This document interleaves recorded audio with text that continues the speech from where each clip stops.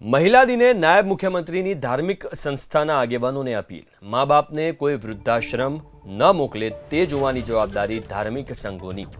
મા બાપને વૃદ્ધાશ્રમમાં મોકલનારું ચડાવો દાન ન સ્વીકારો। મોકલનારનું જે ચડાવો હોય અને દાન ન સ્વીકારો આ અપીલ તેમણે કરી છે। મા બાપને વૃદ્ધાશ્રમમાં મોકલનારને કાર્યક્રમમાં ન બોલાવો। અમદાવાદમાં તપોવન વિદ્યાવિહાર ગર્લ્સ સ્કૂલના લોકાર્પણ કાર્યક્રમમાં તેમણે આ નિવેદન આપ્યું।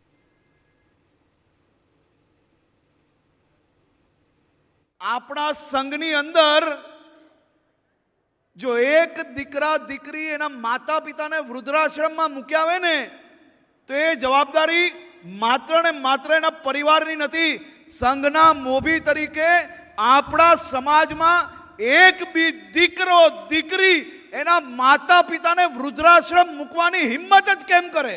અને જે માતા પિતાને વૃદ્ધાશ્રમમાં રાખે અને સંઘની અંદર ચડાવા બોલે અને આપણે એનો ચડાવો લઈએ ને તો આપણું સંઘ એનો સૌથી મોટું જવાબદાર બને છે।